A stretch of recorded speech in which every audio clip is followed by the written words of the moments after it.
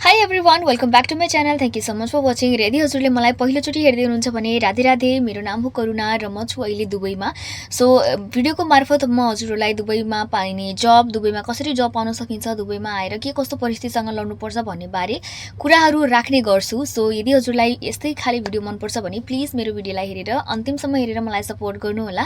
र यदि हजुरले मेरो च्यानललाई सब्सक्राइब गर्नुभएको छैन भने please hit the subscribe button and also the bell icon so that you can notify every time whenever I post a new video. So without getting further ado, let's get started. आउनु आज कुरा गरौँ दुबईमा के कस्तो जबहरू पाइन्छ र के कस्तो एक्सपिरियन्स चाहिन्छ। दुबईमा रहेको ठुलो ठुलो बिल्डिङ र चकाचक लाइफस्टाइल देखेर हाम्रो एक्सपेक्टेसन पनि ठुलो ठुलो हुन पुग्छ। अरूले राखेको भिडियो फोटो देखेर हामीले पनि यस्तै खुसीका साथ जीवन जिउनेछौँ, धेरै पैसा कमाउनेछौँ भनेर लालाहित हुन पुग्छौँ र वास्तविक दुःख र परिस्थितिलाई बुझ्दै नबुझी या भनौँ बुझ्नै नखोजी हामी विदेशिन थाल्छौँ। तर यहाँको वास्तविक दुःख, वास्तविक परिस्थिति भने एकदमै भिन्न छ। यदि हजुरहरू साँच्चै सङ्घर्ष गर्न चाहनुहुन्छ, दुःख गर्न चाहनुहुन्छ र मानसिक रूपमा बलवान हुनुहुन्छ भने म हजुरहरूलाई एउटा मात्र बिन्ती के गर्न चाहन्छु भने विदेश आउन भन्दा पहिला जस्तो सुकै भए पनि सिकेर आउनुस्। दुबईमा टन्नै जबहरू छ है, दुबईमा टन्नै जबहरू छ, तर जब नपाएर दुःख पाउनेको संख्या पनि टन्नै छ। किनकि हामी वात्तै विदेश त आउँछौँ, भिजिट भिसा लिएर वात्तै दुबई त आउँछौँ, तर यहाँ आएर जब खोज्न थाल्दाखेरि चाहिँ हामीलाई एक्सपिरियन्सको आवश्यकता पर्छ। एक्सपिरियन्स नभएको फ्रेसरहरूको लागि जब पाउन एकदमै कठिन हुन्छ। त्यसैले म हजुरलाई के भन्छु भने 2 महिना पहिला आउँदै हुनुहुन्छ भने 2 महिना पछाडि आउनुस्, तर केही न केही जबको लागि एक्सपिरियन्स सिकेर आउनुस्। कुनै पनि प्रकारको एक्सपिरियन्स सिकेर आउँदा हुन्छ। यदि हजुरलाई सिलाइ कटाइ आउँछ भने त्यसमा अझै अलिकति भए पनि सिलाइ कटाइ राम्रोसँग सिकेर आउनुस् हैन। यदि हजुरलाई ब्युटी सम्बन्धित कुनै काम आउँछ, नेल आर्ट गर्न आउँछ या फिर मेकअप गर्न आउँछ, केही पनि आउँछ भने त्यसमा पनि अलिकति अझै राम्रोसँग प्रोफेसनल्ली सिकेर आउनुस् हैन। यदि हजुरलाई होटलमै रेस्टुरेन्टमै भयो नि काम गर्छु भन्नुहुन्छ भने वेटर वेट्रेसको काम सिकेर आउनुस्। 2 महिना 3 महिना 6 महिना जतिको एक्सपिरियन्स भए पनि हुन्छ, तर अलिकति भए पनि एक्सपिरियन्स लिएर आउनुस्। यदि हजुरलाई सेल्समा काम गर्ने मन छ भने कुनै किराना पसलमा काम गरेर आउनुस्, कपडा पसलमा काम गर्नुस् हैन। कहीँ न कहीँ काम गर्नुस्, 2-3 महिना काम गर्नुस् र त्यहाँको एक्सपिरियन्स लिएर आउनुस्। यदि हजुरले पहिलेदेखि सेल्समा काम गरिरहनु भएको छ, यदि हजुरले मैले भनेका कुराहरूमा पहिल्यैदेखि एक्सपिरियन्स लिइरहनु भएको छ भने आउन भन्दा पहिला एक्सपिरियन्स लेटर लिएर आउनु है। त्यो कम्पनी, त्यो जुन दोकानमा हजुरले काम गर्नुभएको छ त्यो रजिस्टर्ड दोकान हुन्छ पक्कै पनि हैन। त्यही भएर उहाँहरूसँग स्ट्याम्प लगाएर मलाई एक्सपिरियन्स लेटर दिनुस् दिदी, मलाई एक्सपिरियन्स लेटर दिनुस् अङ्कल, जेसुकै भनेर हुन्छ हैन। हजुरले एक्सपिरियन्स लेटर चाहिँ लिएर आउनुस्। यहाँ आउन भन्दा पहिला काम सिकेर आउनुभयो भने हजुरले सहज रूपमा सजिलरी काम पाउन सक्नुहुन्छ। र यदि हजुरलाई इङ्ग्लिस आउँदैन भने अलिकता भए पनि इङ्ग्लिस प्र्याक्टिस गर्नुस्, सिक्नुस् हैन। एकदमै खरर्रै इङ्ग्लिस आउनुपर्छ भन्ने चाहिँ छैन, तर कन्भर्सेसन लाइक इङ्ग्लिस हुन चाहिँ जरुरी छ। दुबईमा काम पाउनको लागि कमसेकम कन्भर्सेसन हजुरले गर्न सक्नुपर्छ। किनकि यहाँ पुरै दुनियाँबाट मानिसहरू आउँछन् दुबईमा। 100 मा ओन्ली 10% यहाँको लोकल हुनुहुन्छ भने 90% बाहिरी देशको हुनुहुन्छ। त्यही भएर बाहिरी देशको मान्छेहरूसँग कन्भर्सेसन गर्नको लागि अरू कुनै ल्याङ्ग्वेज नआए पनि इङ्ग्लिस आउन चाहिँ जरुरी छ। एकदमै खर्रै आउनुपर्छ भन्ने छैन, तर कन्भर्सेसन लाइक चाहिँ आउनु पर्यो।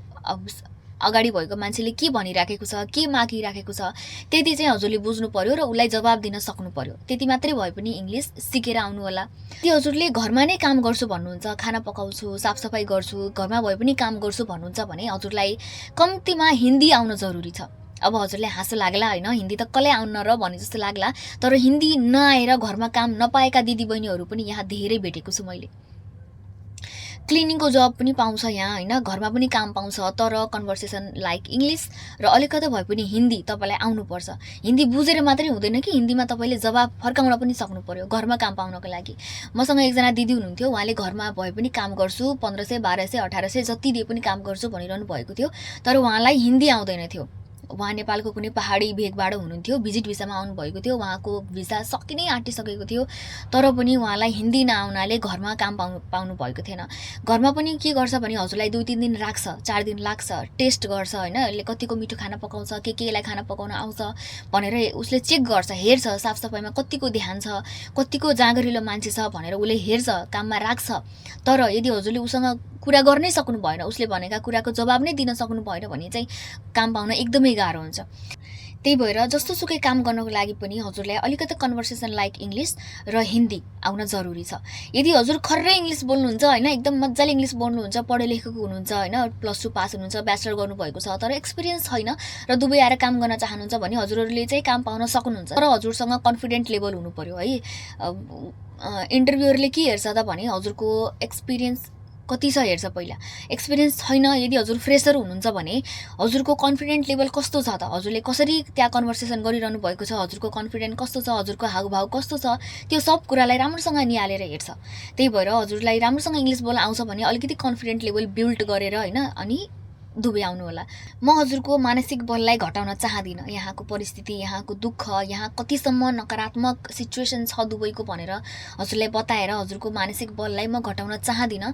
तर म एउटै बिन्ती हजुरलाई के गर्न चाहन्छु भने प्लिज यदि आउँदै हुनुहुन्छ भने एक्सपिरियन्स लिएर आउनु, केही न केही काम सिकेर आउनुहोस्। कपडा सिलाउन सिकेर आए पनि हुन्छ, कपडा बेच्ने सिप सिकेर आए पनि हुन्छ, ब्युटी रिलेटेड कुनै पनि सिप सिकेर आउँदा हुन्छ, सेल्समा कुनै पनि सिप सिकेर आउँदा हुन्छ, रेस्टुरेन्टहरूमा काम गर्नको लागि वेट्रेस या वेट्रेसको काम सिकेर आउँदा हुन्छ।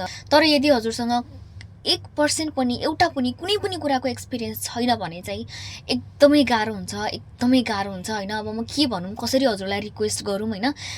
म चाहदिनँ कि हामी नेपाली दिदीबहिनीहरू यहाँ आएर भौतारिन परोस्। यहाँ आएर जति मैले अरू नेपाली दिदीबहिनीहरूलाई रोएको देखेको छु, ती रोने बहिनीहरूमध्ये अरू पनि एड हुन् भन्ने चाहिँ म चाहदिनँ। त्यही भएर प्लिज प्लिज प्लिज केही न केही एक्सपिरियन्स सिकेर आउनुहोस्। दुबईमा धेरै भ्याकेन्सीहरू छ र धेरै सङ्घर्ष पनि छ। दुबईमा जब पाउनुको लागि त्यति धेरै गाह्रो पनि छैन र सजिलो पनि छैन। त्यसैले यदि हजुर दुबई आउँदै हुनुहुन्छ भने या कुनै पनि गल्फ कन्ट्री, कुनै पनि अरू विदेश जाँदै हुनुहुन्छ भने केही न केही सिकेर मात्र जानु होला। So welcome to Dubai. तर भर्खरै होइन, हतारिएर होइन, केही न केही सिकेर मात्र आउनु होला र आफ्नो जीवनलाई, भविष्यलाई एकदमै सहजपूर्ण रूपले जिउनको लागि, खुसीका साथ जिउनको लागि अलिकति अहिलेको समयलाई अलिकति रोकेर नेपालमै बसेर केही सिकेर आउनुभयो भने धेरै सहज हुनेछ। मलाई पनि खुसी हुनेछ र हजुरहरू पनि खुसीका साथ आफ्नो जीवन जिउन सक्नुहुनेछ। भिडियो हेरेर साथ दिनुको लागि धेरै धेरै धन्यवाद र मेरो भिडियोलाई लाइक गर्न, कमेन्ट गर्न र सेयर गर्न नबिर्सनु होला र मेरो च्यानललाई सब्सक्राइब गर्न पनि नबिर्सनु होला। Please please please hit that subscribe button. So मलाई हजुरले इन्स्टाग्राममा पनि फलो गर्न सक्नुहुन्छ, टिकटकमा पनि मलाई फलो गर्न सक्नुहुन्छ। यो मेरो टिकटक ह्यान्डल हो है। So okay, that's it, bye. Welcome to Dubai. तर भर्खरै होइन, केही एक्सपिरियन्स सिकेर। राधे।